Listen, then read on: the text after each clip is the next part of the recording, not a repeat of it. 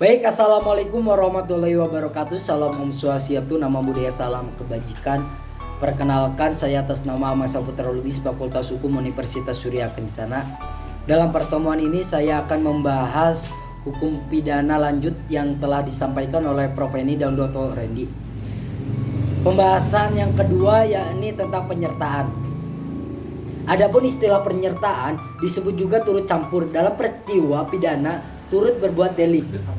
Pengaturan penyertaan secara umum buku 1 bab 5 KUHP pasal 52 sampai 62. Yang kedua, secara khusus tersebar dalam buku 2 KUHP, buku 3 KUHP dan beberapa peraturan di luar KUHP atau tindak pidana khusus. Pengertian penyertaan.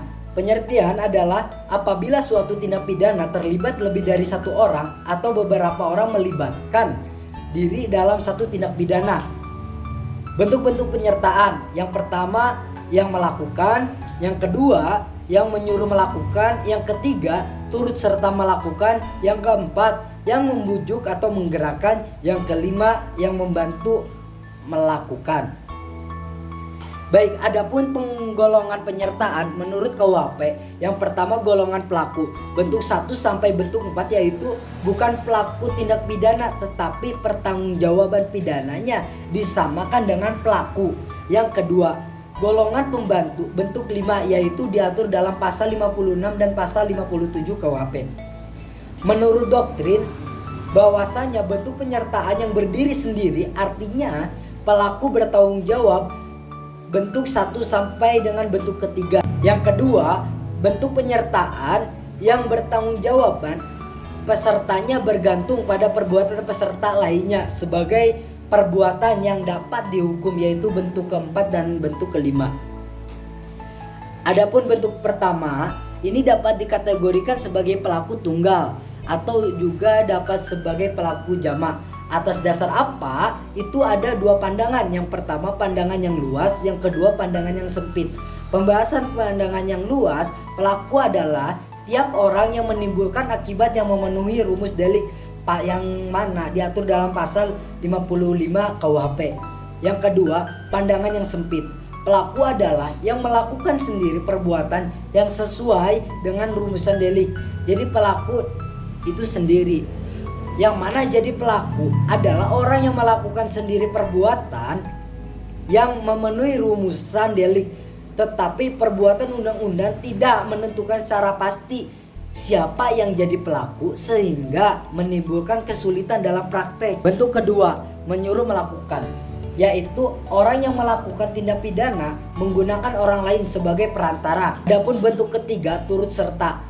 Dalam maksud turut serta ini KUHP tidak memberikan definisi tetapi memberikan pengertian bahwa orang yang turut serta melakukan ialah orang yang dengan sengaja turut berbuat atau turut mengerjakan terjadinya sesuatu. Bentuk keempat tentang penganjuran. Nah, yaitu orang yang menggerakkan orang lain untuk melakukan suatu tindak pidana dengan menggunakan sarana-sarana yang ditentukan oleh undang-undang.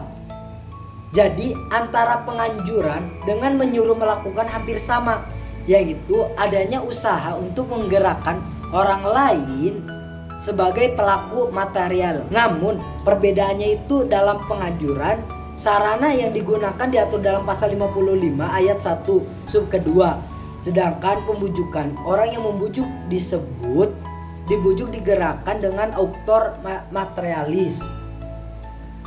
Nah, sekarang bentuk kelima. Adapun bentuk kelima, pembantuan diatur dalam pasal 56 KUHP, yaitu ada dua. Pada saat kejahatan dilakukan, dalam hal ini tidak ditentukan bentuknya secara limitatif dalam undang-undang.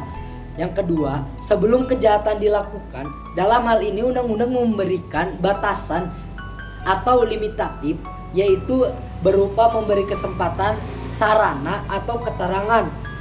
Adapun pertanggungjawaban pembantu, KUHP mengatur di pidana untuk pembantuan adalah lebih ringan daripada pelaku, pasal 55 ayat 1 dan ayat kedua. Cukup sekian pembahasan dari saya. Billahi taufik wal hidayah. Wassalamualaikum warahmatullahi wabarakatuh.